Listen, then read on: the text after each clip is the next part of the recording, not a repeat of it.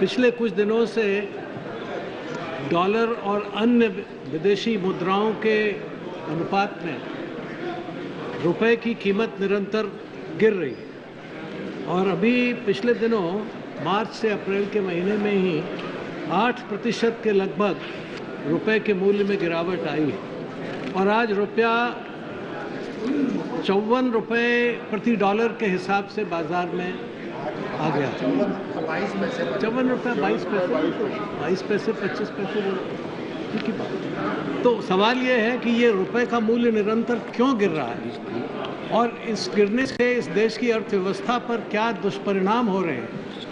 हमारे आयात के में रुपए अधिक से अधिक देने पड़ रहे हैं। वित्त मंत्री हमेशा कहते रहते हैं कि हमारा बिल जो कच्चे तेल के आयात का है वो बहुत बड़ा है और अगर यही रफ्तार रही तो रुपए इसी तरह से अगर गिरता रहा तो उस बिल में भुगतान हमें बहुत ज़्यादा करना पड़ेगा और उसका एक स्वाभाविक दुष्परिणाम हमारी अर्थव्यवस्था पर हो रहा है।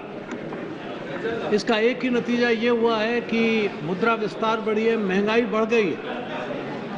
महंगाई अनाज के यानी खाद्य सामग्री में लगभग 10% की दर से आ गई है। वित्त मंत्री कह रहे हैं कि ये खतरनाक बात, एक महीने में जो दर बढ़ रही है मुद्रा विस्तार की और खाद्यान्नों की और ख़ास तौर पर सब्जियों की, वो आम आदमी के जेब पर भारी बोझ है। सवाल ये है कि ऐसा क्यों हो रहा है, ये बाज़ार हमारा निरंतर क्यों गिर रहा है और आरबीआई इस मामले में और वित्त मंत्रालय रुपए के मूल्य को गिरने के बारे में क्या योजना बना रहा है।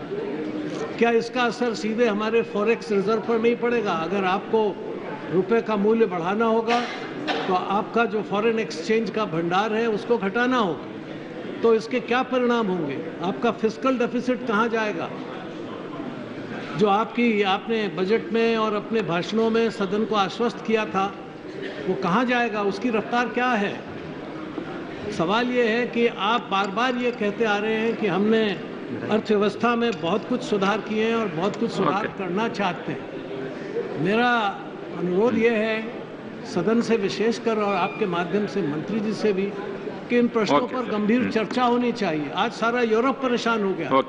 पहले अमेरिका में मेल्टडाउन हुआ, अब यूरोप में मेल्टडाउन हो रहा है और आप बार बार कहते हैं कि हम दुनिया से जुड़े हुए हैं, तो आप इस मेल्टडाउन को कब बुलाएंगे यहाँ, और अगर नहीं आएगा, नहीं आने देना होगा तो आप कर क्या रहे हैं इसके लिए, कौन से सुधार आप लाना चाहते हैं।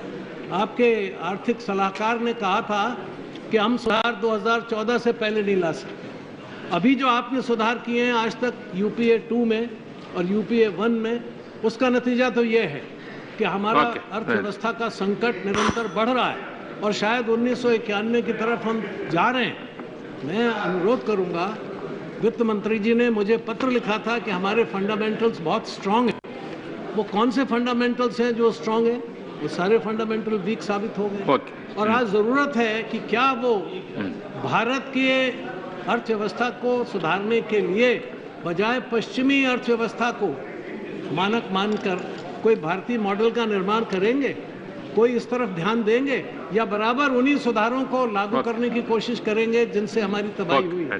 हम ये जानना चाहेंगे उनसे, जी हम ये जानना चाहेंगे उनसे कि वो बार बार कह रहे हैं कि खतरा है, मगर खतरे को टालने के लिए क्या कर रहे हैं, भारत की अर्थव्यवस्था को पटरी पर लाने के लिए क्या कर रहे हैं, महंगाई को रोकने के लिए क्या कर रहे हैं और हमारे मुद्रा भंडार को बचाए रखने के लिए क्या कर रहे हैं। रुपए की कीमत गिरने का मतलब है कि भारत के श्रमिकों के मूल्य का अवमूल्यन किया जा रहा है। ये बहुत खतरनाक बात है। मैं चाहूँगा कि इस पर न तो इस समय हमारे अर्थशास्त्री प्रधानमंत्री जी उपस्थित हैं, वो भी शायद चले गए, ना ही वित्त मंत्री उपस्थित हैं और ये सारा सदन है, जबकि इतना महत्वपूर्ण प्रश्न हम उनके सामने रखना चाहते हैं। मेरा अनुरोध है कि आप इस पर चर्चा सुनिश्चित करें और वित्त मंत्री जी इसके बारे में हमें सदन को बताएं कि क्या वो करना चाहते हैं और देश में महंगाई को रोकने के लिए और सुधारों के बारे में उनका क्या कथन है, वो हमारे सामने